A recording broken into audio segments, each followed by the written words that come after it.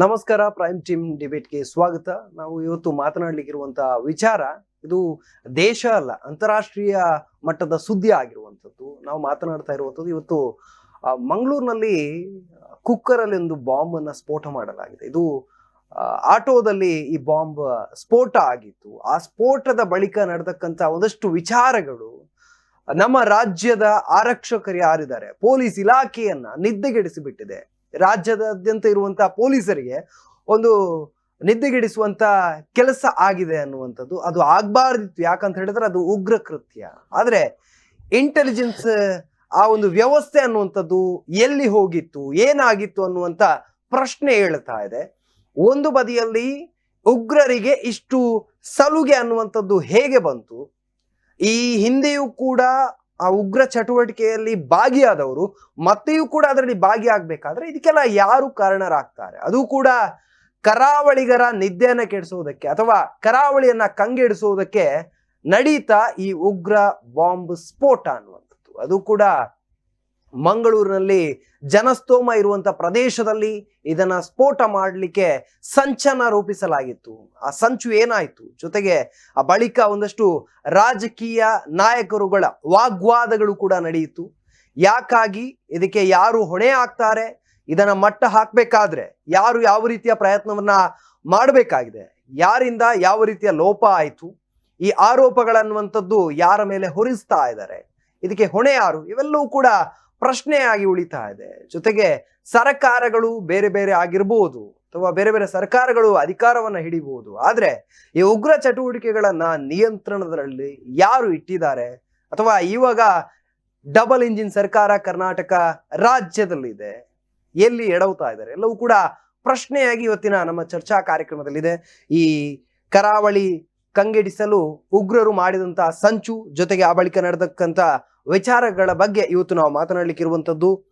ಸ್ಫೋಟ ಷಡ್ಯಂತ್ರ ವಿಶೇಷ ಕಾರ್ಯಕ್ರಮಕ್ಕೆ ಸ್ವಾಗತ. ನಾನು ಕುಮಾರ್ ವಿಟ್ಲ.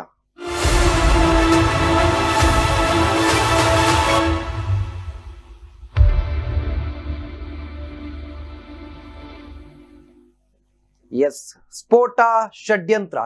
ಯಾರದ್ದು ಷಡ್ಯಂತ್ರ?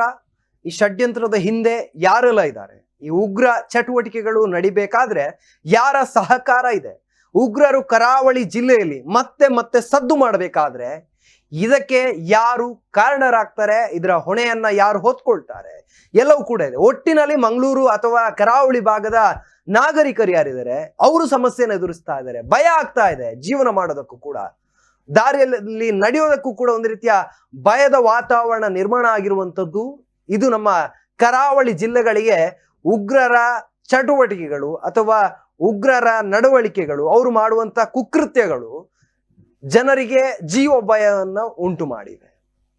ಸೀದಾ ಅವರು ಮಂಗಳೂರಿಗೆ ಬರ್ತಾರೆ, ಪೇಟೆಗಳಲ್ಲಿ, ರೈಲ್ವೆ ಸ್ಟೇಷನ್ಗಳಲ್ಲಿ ಎಲ್ಲಂದ್ರಲ್ಲಿ ಇರ್ತಾರೆ, ಆಟೋದಲ್ಲಿ ಹೋಗ್ತಾರೆ, ಬಾಂಬನ್ನ ಸ್ಫೋಟ ಮಾಡ್ತಾರೆ. ಇವೆಲ್ಲವೂ ಕೂಡ ನಡೀತಾ ಇರುವಂಥದ್ದು ಜನರಲ್ಲಿ ಭಯವನ್ನ ಸೃಷ್ಟಿಸಿದೆ. ಈ ಬಗ್ಗೆ ಚರ್ಚೆಯನ್ನ ಮಾಡಬೇಕು, ಮಾತಾಡಬೇಕು. ನಮ್ಮ ಜೊತೆಗೆ 3 ಜನ ಅತಿಥಿಗಳು ಜಾಯಿನ್ ಆಗಿದ್ದಾರೆ. ಈ ಕಾರ್ಯಕ್ರಮಕ್ಕೆ ಅವರನ್ನ ಸ್ವಾಗತಿಸಬೇಕು. ಮುಖ್ಯವಾಗಿ ಸತೀಶ್ ಪ್ರಭು ಅವರು ಜಾಯಿನ್ ಆಗಿದ್ದಾರೆ, ಸಾಮಾಜಿಕ ಕಾರ್ಯಕರ್ತರು, ಹಿರಿಯರು. ಆತ್ಮೀಯ ಸ್ವಾಗತ ಸರ್ ತಮಗೆ.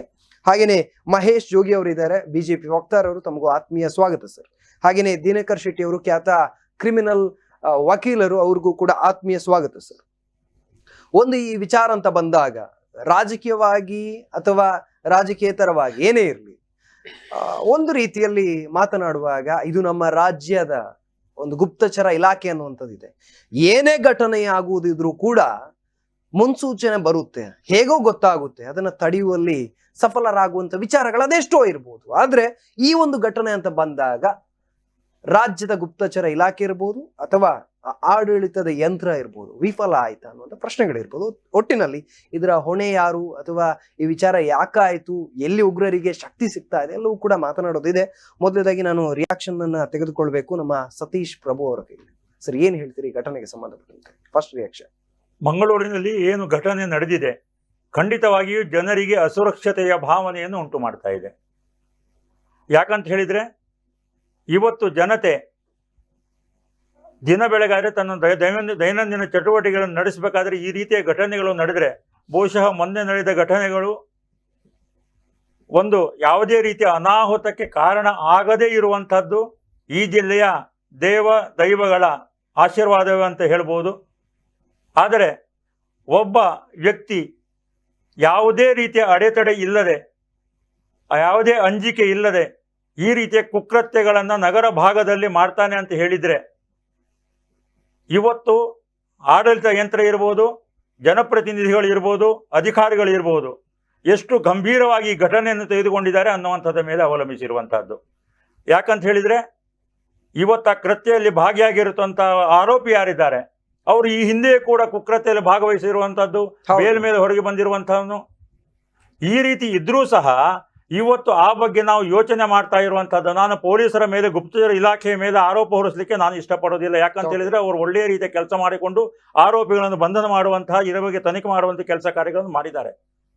ಯಾಕಂತೇಳಿ ಆರೋಪಿಗಳಿಗೆ ಯಾವುದೇ ರಸ್ತೆಯಲ್ಲಿ ಹೋಗ್ಬೋದು, ಆದರೆ ಪೊಲೀಸರು ಹೋಗಬೇಕಾದಂಥದ್ದು ಕಳ್ಳ ಹೋದ ಅಥವಾ ಆರೋಪಿ ಹೋದ ರಸ್ತೆಯಲ್ಲಿ ಹೋಗಬೇಕಾಗಿದೆ.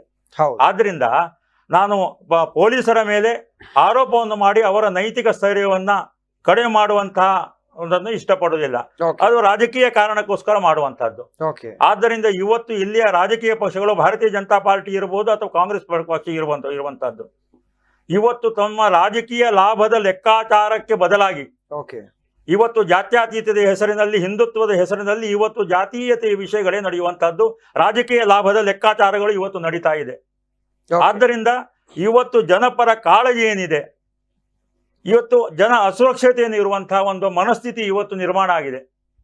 ಆದ್ದರಿಂದ ಇಲ್ಲಿಯ ಜನಪ್ರತಿನಿಧಿಗಳು ಇರ್ಬೋದು, ಆಡಳಿತ ಯಂತ್ರ ಇರ್ಬೋದು, ಪೊಲೀಸ್ ಇಲಾಖೆ ಇರಬಹುದು, ಈ ಘಟನೆಯನ್ನು ಗಂಭೀರವಾಗಿ ತೆಗೆದುಕೊಳ್ಬೇಕು.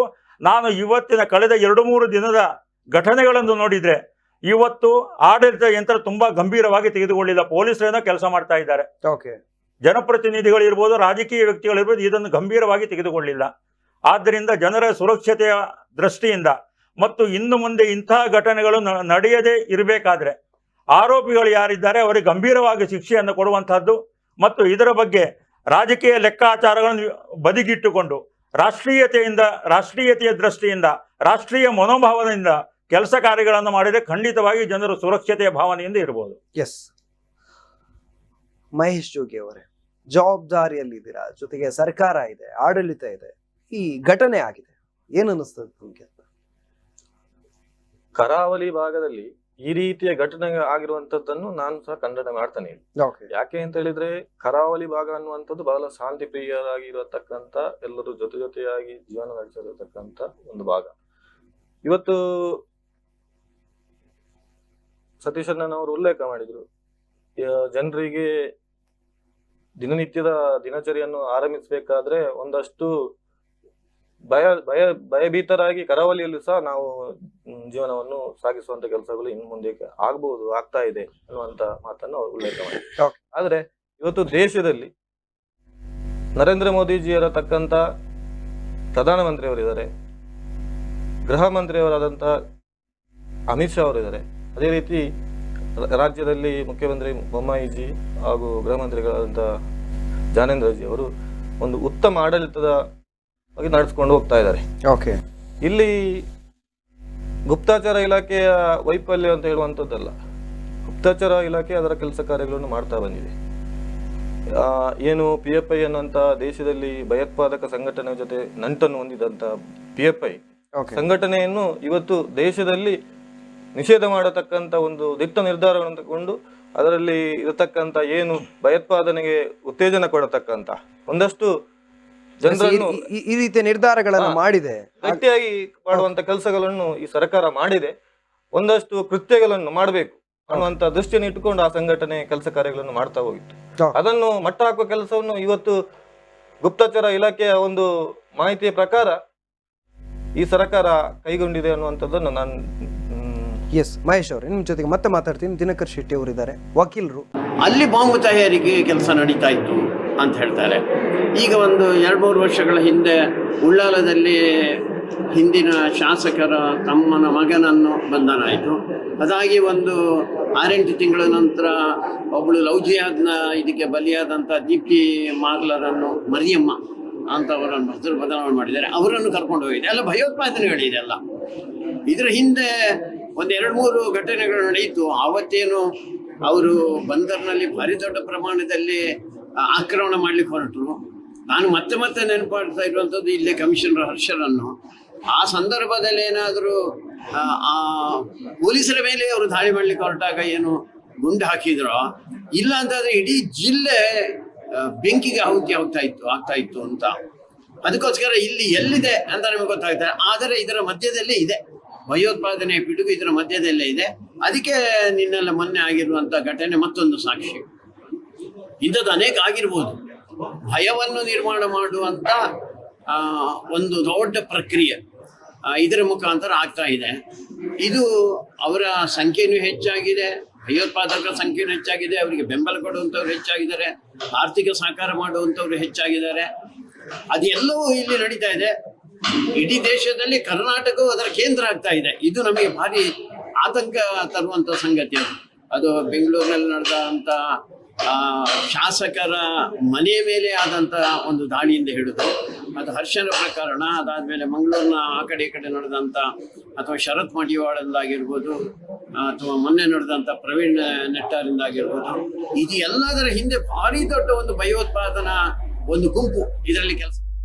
ಇದು ಕಲ್ಲಡ್ಕ ಪ್ರಭಾಕರ್ ಭಟ್ರು ಹೇಳಿರುವಂತ ಮಾತುಗಳು. ಇದು ಭಯೋತ್ಪಾದನಾ ಕೇಂದ್ರವಾಗಿ ಅಂದ್ರೆ ಭಯೋತ್ಪಾದನೆ ಕರ್ನಾಟಕವೂ ಕೂಡ ಒಂದು ಭಾಗ ಆಗ್ತಿದೆ ಅನ್ನೋ. ಮಹೇಶ್ ಅವರೇ, ತಾವು ಹೇಳಬೇಕು, ಈ ಒಂದು ರಿಯಾಕ್ಷನ್ ಅನ್ನು ಕೊಟ್ಟಿದ್ದಾರೆ, ಏನ್ ಹೇಳ್ತೀರಾ ಈ ರಿಯಾಕ್ಷನ್ ಬಗ್ಗೆ? ಇವತ್ತು ಇವರು ಡಬಲ್ ಇಂಜಿನ್ ಫೈಲ್ ಆಗಿದೆ ಅಂತ ಹೇಳಿದ್ರು. ಓಕೆ, ಇವತ್ತು ಒಂದು ಜನರು ರಾಜ್ಯದಲ್ಲಿ ದೇಶದಲ್ಲಿ ನೆಮ್ಮದಿಯಾಗಿರ್ಬೇಕಾದ್ರೆ ಭಾರತೀಯ ಜನತಾ ಪಾರ್ಟಿ ಆಡಳಿತದಲ್ಲಿ ಅದರ ಕಾರ್ಯವೈಖರಿ ಏನು ನಡೀತಾ ಇದೆ, ರಾಷ್ಟ್ರೀಯ ಚಿಂತನೆಯನ್ನು ಇಟ್ಟುಕೊಂಡು ಮಾಡತಕ್ಕಂಥ ಭಾರತೀಯ ಜನತಾ ಪಾರ್ಟಿ ಇವತ್ತು ದೇಶದಲ್ಲಿ ರಾಜ್ಯದಲ್ಲಿ ಆಡಳಿತದಲ್ಲಿದೆ. ಇಲ್ಲ ಕಾಂಗ್ರೆಸ್ ಪಕ್ಷ ಇರುವಾಗಲೂ ಈ ರೀತಿಯ ಸ್ಫೋಟಕ, ಅಲ್ಲಿ ಇಲ್ಲಿ ಬ್ಲಾಸ್ಟ್ಗಳು, ಜನರ ಮಧ್ಯೆ ಧರ್ಮಗಳ ಮಧ್ಯೆ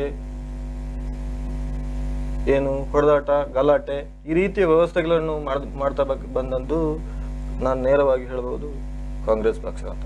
ಅಲ್ಲಿ ರಾಜಕೀಯ ಅವರು ಖಂಡಿತವಾಗಿ ರಾಜಕೀಯ ಮಾಡ್ತಾ ಇದ್ದಾರೆ. ಆದ್ರೆ ಇವತ್ತು ನಿಮ್ದು ರಾಜಕೀಯ ಇಲ್ಲ ಅಂತ ಹೇಳಿ ರಾಜಕೀಯ ಇಲ್ಲ ಅಂತ ನಾನು ಹೇಳಿಲ್ಲ. ರಾಜಕೀಯ ಈ ರೀತಿಯ ವ್ಯವಸ್ಥೆಯಲ್ಲಿ ರಾಜಕೀಯ ಮಾಡತಕ್ಕಂತ ಪಕ್ಷ ಭಾರತೀಯ ಜನತಾ ಅಲ್ಲ. ತಾವು ಹೋರಾಟ ಇಲ್ಲಿ ಏನಾಗಿದೆ, ಗುಪ್ತಚರ ಇಲಾಖೆಯ ವೈಫಲ್ಯ ಅಂತ ಹೇಳಿದ್ರು. ಗುಪ್ತಚರ ಇಲಾಖೆ ವೈಫಲ್ಯ ಖಂಡಿತವಾಗಿ ಇಲ್ಲ. ಯಾಕೆ ಹೇಳ್ತಾ ಇದ್ದೀನಿ ಅಂತ ಹೇಳಿದ್ರೆ, ಮೊದಲಾಗಿ ಹೇಳಿದೆ PFI ಅನ್ನುವಂತ ಸಂಘಟನೆ ದೇಶದ ಪ್ರತಿಯೊಂದು ತಾಲೂಕು ವ್ಯಾಪ್ತಿಯಲ್ಲಿರ್ಬಹುದು, ಹಳ್ಳಿ ವ್ಯಾಪ್ತಿಯಲ್ಲಿರ್ಬಹುದು ಜನ ಒಪ್ಕೊಂಡಿದ್ದಾರೆ ಸರ್. ಪ್ರಶ್ನೆ ಮಾಡೋದಕ್ಕೆ ಅಲ್ಲ ಮಹೇಶ್ ಅವರೇ, ಒಂದು ಉತ್ತರ ಬೇಕಾಗಿರುವಂತದ್ದು ನಮಗೆ. ನೀವು ಇಲ್ಲಿ ಉಗ್ರ ಸಂಘಟನೆಗಳನ್ನ ಅಥವಾ ಉಗ್ರರು ಈ ರೀತಿ ಕೃತ್ಯವನ್ನ ಮಾಡ್ತಾ ಇದ್ದಾರೆ, ಅದರ ಬಗ್ಗೆ ಪ್ರಶ್ನೆಗಳು ಆ ರೀತಿಯ ಸಂಘಟನೆಗಳನ್ನ ಬ್ಯಾನ್ ಮಾಡಿರೋದೊಂದು ದೊಡ್ಡ ಕೆಲಸ ಅಲ್ಲ. ತಾವು ಈ ಉಗ್ರ ಚಟುವಟಿಕೆಗಳ ಬಗ್ಗೆ ಹೋರಾಟವನ್ನ ಮಾಡಿದವರು ಬಿಜೆಪಿ ಅವರು.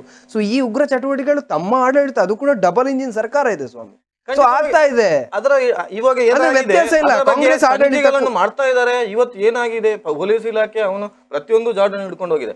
ಮೊನ್ನೆ ಶಿವಮೊಗ್ಗದಿಂದ ಕರ್ಕೊಂಡು ಬಂದು ಇಲ್ಲಿ ಕುದ್ರು ಎನ್ನುವಂತ ಪ್ಲೇಸ್ ನಲ್ಲಿ ಟ್ರಯಲ್ ಬ್ಲಾಸ್ಟ್ ಗಳನ್ನು ಮಾಡ್ತಾ ಇದ್ರು. ಈ ರೀತಿಯ ವ್ಯವಸ್ಥೆಗಳು, ಇದನ್ನು ಯಾರು ಕಂಡು ಹಿಡಿದದ್ದು? ಇದನ್ನು ಕಂಡು ಹಿಡಿದವರ ಮೇಲೆ ಕೇಸುಗಳನ್ನು ಹಾಕಿದವರು ಯಾರು? ಯಾವ ಸರ್ಕಾರ ಮಾಡಿದ್ದು?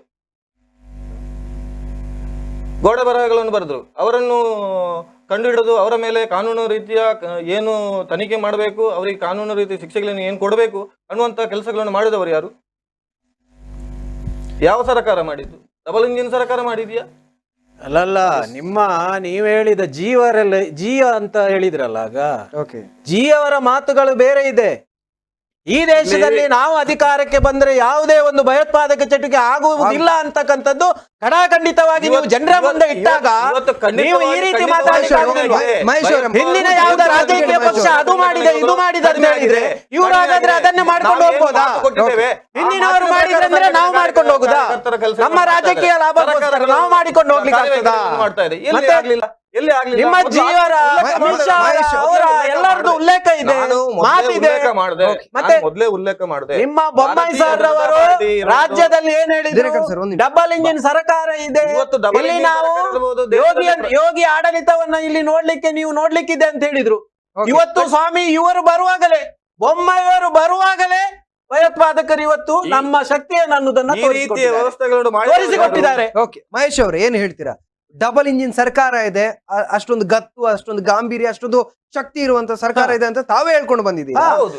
ಮುಖ್ಯಮಂತ್ರಿ ಬರುವಾಗ ಗುಪ್ತಚರ ಇಲಾಖೆ ಹೇಗಿರ್ಬೇಕು ಸರ್? ಹೌದು. ಅದಕ್ಕೆ ಮುಖ್ಯಮಂತ್ರಿ ಬರುವಾಗ ಈ ಖಂಡಿತವಾಗಿ ಮಾಡಿದ್ದೇವೆ. ಜಿಲ್ಲೆ 6 ಕಿಲೋಮೀಟರ್ ಅನ್ನ ಪರಿಶೀಲಿಸಿ ಖಂಡಿತವಾಗಿ ಮಾಡಿದ್ದೇವೆ. ನೋಡ್ಲಿಕ್ಕೆ ಆಗದ ಒಂದು ಸರ್ಕಾರ ಇದೆ ಅಂತ ಆದ್ರೆ ಕಾನೂನು ರೀತಿಯ ಏನು ಶಿಕ್ಷೆಗಳನ್ನು ಕೊಡಬೇಕು, ತನಿಖೆಗಳನ್ನು ಮಾಡಬೇಕು ಅನ್ನುವಂಥದ್ದನ್ನು ಸರ್ಕಾರ ಮಾಡ್ತಾ ಬಂದಿದೆ, ಪೊಲೀಸ್ ಇಲಾಖೆಗಳು ಮಾಡ್ತಾ ಬಂದಿದೆ. ಇವತ್ತು ಏನು ಅವರ ಏನು ಭಯೋತ್ಪಾದನಾ ಕೆಲಸಗಳನ್ನು ಮಾಡಿದರೆ ಅದರ ಜಾಡನ್ನು ಹಿಡಿದು ಎಲ್ಲ ತನಿಖೆಗಳಾಗ್ತಾ ಇದೆ. ಅಲ್ಲ, ಇವರ ನಿಲುವು ಹೇಗಿದೆ ಅಂದ್ರೆ ನಾವು ಇವರ ಕಾರ್ಯವೈಖರಿಯನ್ನ ನಾವೆಲ್ಲ ತೋರಿಸ್ತೇವೆ ಅಂತ ಹೇಳ್ತಾ ಅದೆಲ್ಲ ಅವರು ತಪ್ಪು ತಿಳ್ಕೊಂಡಿದ್ದಾರೆ. ನಾವು ಹೇಳ್ತಕ್ಕಂಥದ್ದು ಸ್ಫೋಟ ಆಗ್ಲಿಕ್ಕೆ ಒಂದು ಕಾರಣ ಇದೆ. ಹೌದು, ಅದು ಆಗಬಾರ್ದಂತಕ್ಕಂಥ ನಿಲುವನ್ನ ನಿಮ್ಮ ಏನು ನಾಯಕರಿದ್ದಾರೆ ಅವರು ಕಡಾಖಂಡಿತವಾಗಿ ಜನರ ಮುಂದೆ ಇಟ್ಟಿದ್ದಾರೆ. ಎಸ್, ಹಾಗಾದ್ರೆ ನೀವು ಫೇಲ್ ಆಗಿರುವಂತದ್ದು ಎಲ್ಲಿ?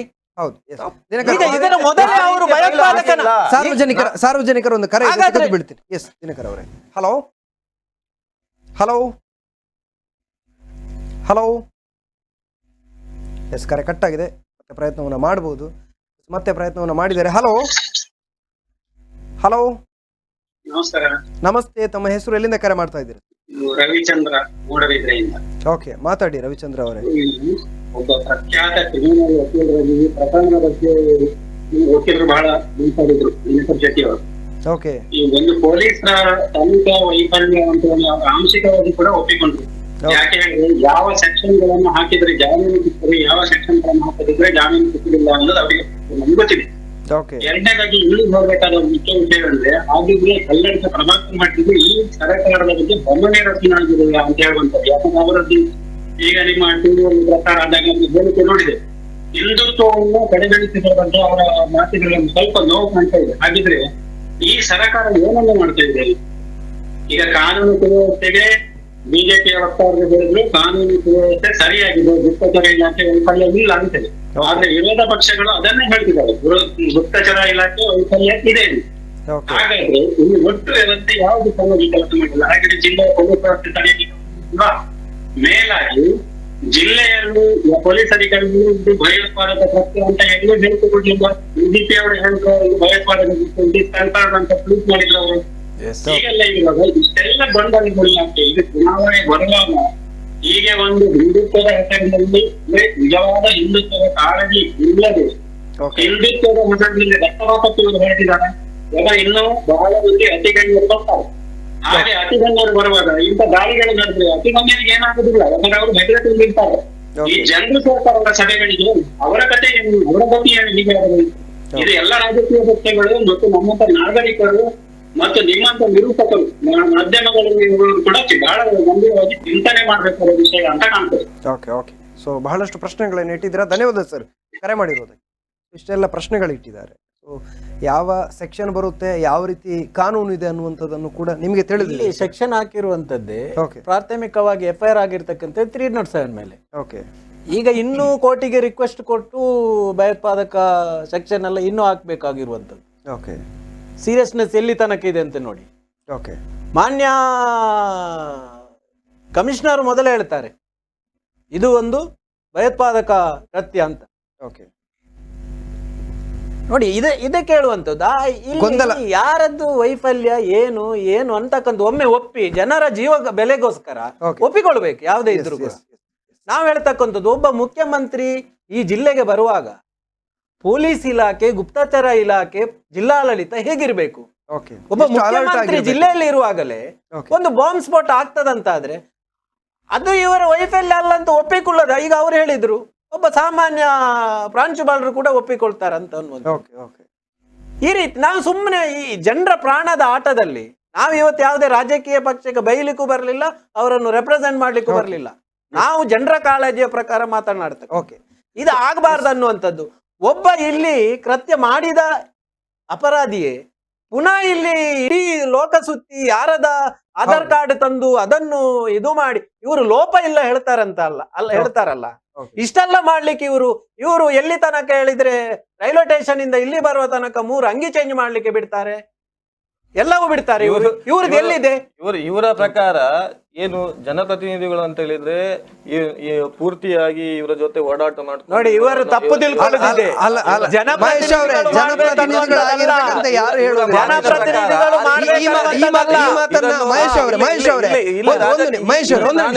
ಈ ಮಾತನ್ನ ಯಾರು ಕೂಡ ಒಪ್ಕೊಳ್ಳೋದಿಲ್ಲ. ಜನಪ್ರತಿನಿಧಿಗಳ ಕೈಯಲ್ಲಿ ಅಷ್ಟೊಂದು ಇಲಾಖೆಗಳಿದೆ, ಎಲ್ಲವೂ ಇದೆ. ಅವರು ಹೋಗಿ ನಿಲ್ಬೇಕಂತ ಯಾವನು ಯಾವ ವ್ಯಕ್ತಿ ಕೂಡ ಮಾಡ್ತಾ ಇದೆ ಅಲ್ವಾ? ಇವ್ರು ಏನ್ ಹೇಳ್ಬೇಕಂತ ಹೇಳಿದ್ರೆ, ನಾವು ಈಗ ಆವಾಗ್ಲೇ ಹೇಳಿದ್ರು ಇವರು ಅದನ್ನೆಲ್ಲ ನಿಷೇಧ ಮಾಡಿದ್ದೇವೆ, ಜನರು ಬಹಳ ಇದು ತಕೊಂಡಿದ್ದಾರೆ ಅಲ್ಲಿ. ಇವರು ನಿಷೇಧ ಮಾಡಿದ್ದಾರೆ, ಇವರು ಹೇಳ್ತಾರೆ ಅವರು ಭಯೋತ್ಪಾದಕರು ಅಂತ. ಇಲ್ಲಿ ಏನ್ ಹೇಳ್ತಾ ಇದಾರೆ ಅಂತ ಹೇಳಿದ್ರೆ, ಇವರ ಪ್ರಕಾರ ಇವ್ರು ಹೇಳ್ತಿರುವಂತದ್ದು ಇಲ್ಲಿ ನಡೆದಿರುವಂತದ್ದು ನಿಮ್ಮ ಏನು ವೈಫಲ್ಯ ಅಲ್ಲ, ಏನು ಯಾರೋ ನಿಮ್ಮ ಷಡ್ಯಂತ್ರದಲ್ಲಿ ಆಗಿರುವಂತದ್ದು ಅಂತ ಇವರು ನೇರವಾಗಿ ಇದನ್ನು ಆರೋಪ ಮಾಡುವಂತ ನಾವ್ ಹೇಳುದು ಷಡ್ಯಂತ್ರ ಸ್ಪಷ್ಟವಾಗಿ ಷಡ್ಯಂತ್ರ ಇರ್ತಕ್ಕಂಥದ್ದು ಅದು ಭಯೋತ್ಪಾದಕ ಸಂಘಟನೆ. ಅದಕ್ಕೆ ನೆಲೆ ಕೊಟ್ಟು ನೀವು ಆರಾಮವಾಗಿ ಸುತ್ತಾಡ್ಲಿಕ್ಕೆ ಬಿಡ್ತಾ ಇದ್ದೀರಲ್ಲ.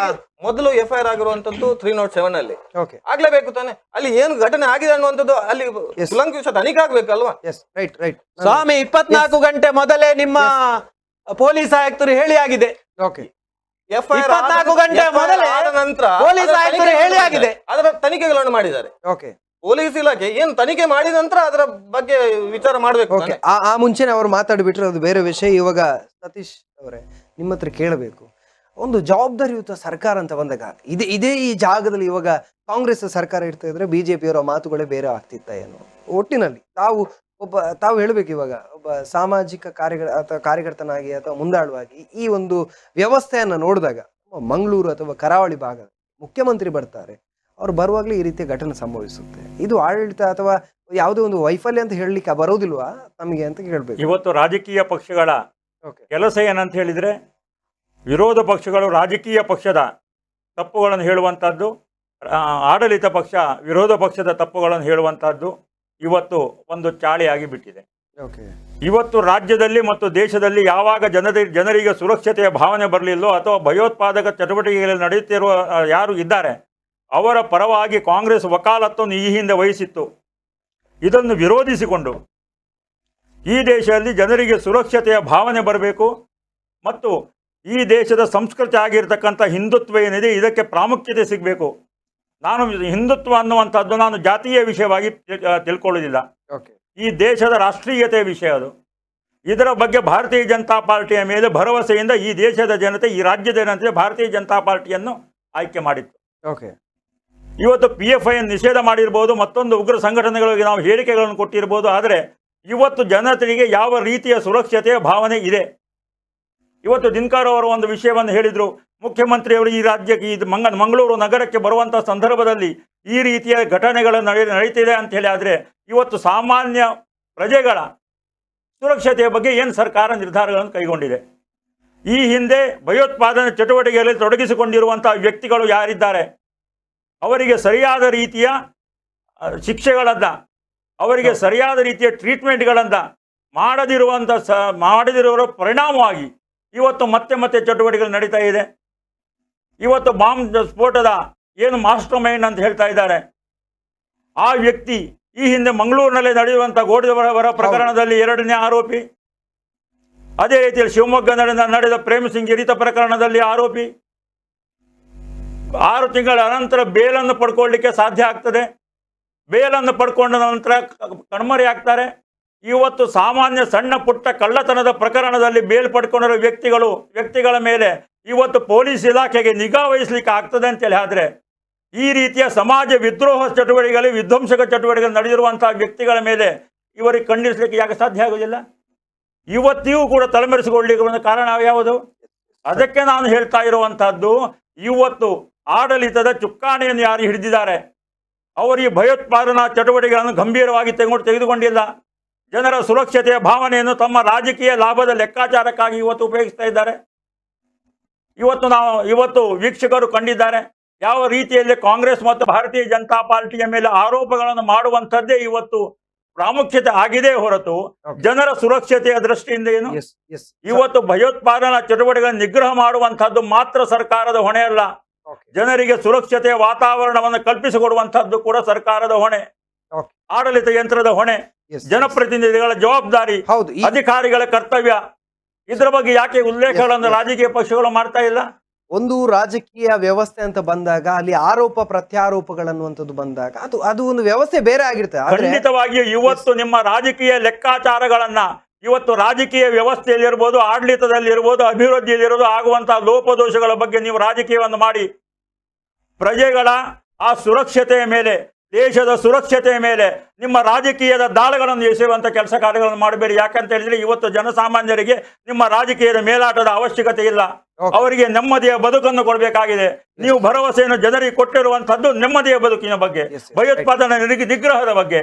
ಆದ್ದರಿಂದ ನಿಮ್ಮ ರಾಜಕೀಯ ಲೆಕ್ಕಾಚಾರಕ್ಕಾಗಿ ಇದನ್ನು ಉಪಯೋಗಿಸುವಂತ ಕೆಲಸ ಕಾರ್ಯಗಳನ್ನು ಎರಡೂ ರಾಜಕೀಯ ಪಕ್ಷಗಳು ಮಾಡಬೇಕು. ಸತೀಶ್ ಅವರೇ, ಮತ್ತೆ ಮಾತಾಡ್ತೀವಿ, ಚರ್ಚೆ ಮುಂದುವರಿತದೆ. ಬಹಳಷ್ಟು ಪ್ರಶ್ನೆಗಳಿದೆ. ಜನರಿಗೆ ಬೇಕಾಗಿರುವಂತದ್ದು ಭದ್ರತೆ, ಸುರಕ್ಷತೆ ಅನ್ನುವಂಥದ್ದು. ಅದೇ ಯಾಕಿಲ್ಲ, ಅದನ್ನು ಬಿಟ್ಟು ಇವರು ಏನು ಮಾಡ್ತಾ ಇದ್ದಾರೆ, ಯಾಕೆ ಈ ತರ ಆಗ್ತಾ ಇದೆ ಅನ್ನುವಂಥ ಜನಸಾಮಾನ್ಯರ ಪ್ರಶ್ನೆಗಳು ಬಹಳಷ್ಟಿದೆ. ಮಾತಾಡ್ತೀವಿ, ಅದಕ್ಕೆ ಮುನ್ನ ಪುಟ್ಟ ವಿರಾಮ.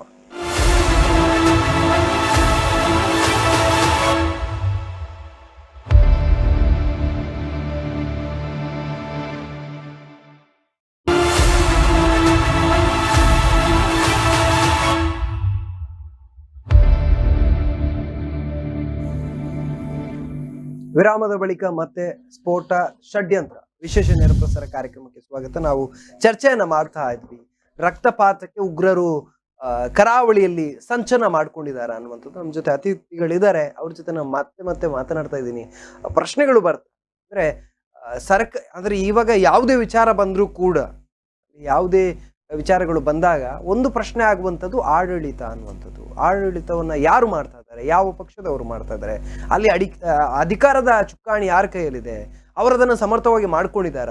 ಒಬ್ಬ ಏನು ಆಡಳಿತಗಾರನ ಕರ್ತವ್ಯ ಇದೆ ಜನರಿಗೆ ಭದ್ರತೆ, ಸುರಕ್ಷತೆ ಅಥವಾ ಅವರ ಜೀವನ ಸುಲಲಿತವಾಗಿ ನಡೆಯುವಂತೆ ನೋಡ್ಕೊಳ್ಬೇಕು. ಆದ್ರೆ ಇದೆಲ್ಲ ಡಬಲ್ ಇಂಜಿನ್ ಸರ್ಕಾರದಲ್ಲಿ ಆಗ್ತಾ ಇದೆ ಅನ್ನುವಂಥ ದೊಡ್ಡ ಪ್ರಶ್ನೆ ಕಾಡ್ತಾ ಇರುವಂಥದ್ದು. ಆದ್ರೆ ಬಿಜೆಪಿಗರು ಅಥವಾ ಯಾರು ಆಡಳಿತ ಮಾಡ್ತಾ ಇದ್ದಾರೆ ಅವರೆಲ್ಲರೂ ಕೂಡ ಸಮರ್ಥನೆ ಮಾಡ್ತಾ ಇದ್ದಾರೆ. ಅಂದ್ರೆ ಎಲ್ಲವೂ ಕೂಡ ಸರಿಯಾಗಿದೆ ಅಂತ, ಲೋಪಗಳಾದಾಗ ಅದಕ್ಕೆ ಬೇಕಾದಂತ ಕ್ರಮವನ್ನ ಕೈಗೊಳ್ತೀವಿ ಅಂತ. ಆದ್ರೆ ಮುನ್ನೆಚ್ಚರಿಕೆ ಅಥವಾ ಎಚ್ಚರಿಕೆ ಅನ್ನುವಂಥದ್ದು ಯಾವುದು ಕೂಡ ಇರೋದಿಲ್ವಾ ಅನ್ನೋ ಪ್ರಶ್ನೆ ಇದೆ ಸರ್. ಮಹೇಶ್ ಅವರೇ, ಈ ಮುಂಚೆ ಇದನ್ನ ಗುಪ್ತಚರ ಇಲಾಖೆ ಮೂಲಕ ತಿಳಿದುಕೊಳ್ಬೇಕು ಅಥವಾ ಗುಪ್ತಚರ ಇಲಾಖೆ ಜಾಸ್ತಿಯಾಗಿ ಒಂಚೂರು ಅಲರ್ಟ್ ಆಗಿರ್ಬೇಕು ಅನ್ನುವಂಥದ್ದು ಸರ್ಕಾರದ ಒಂದು ಆಲೋಚನೆಯಲ್ಲಿ ಇದ್ದಿರ್ಲಿಲ್ವಾ? ಅಂದ್ರೆ ಬೇಕಾಬಿಟ್ಟು ಯಾರು ಬೇಕಾದ್ರೂ ಹೆಂಗ್ ಬೇಕಾದ್ರೂ ಇರ್ಬೋದು, ಯಾರು ಬೇಕಾದ್ರೂ ಕುಕ್ಕರ ಏನೋ ಒಳಗೆ ಬಾಂಬ್ ಇಟ್ಕೊಂಡು ಎಲ್ಲಿ ಬೇಕಾದ್ರೂ ಹೋಗ್ಬೋದು. ಅಂದ್ರೆ ಕಾಂಗ್ರೆಸ್ ಇದ್ದಾಗ ಇದೇ ವಿಚಾರವನ್ನು ಇಟ್ಕೊಂಡು ಬಿಜೆಪಿಗರು ಓಟನ್ನು ಕೇಳಿದ್ದಾರೆ, ಮನೆಗೆ ಹೋಗಿದ್ದಾರೆ.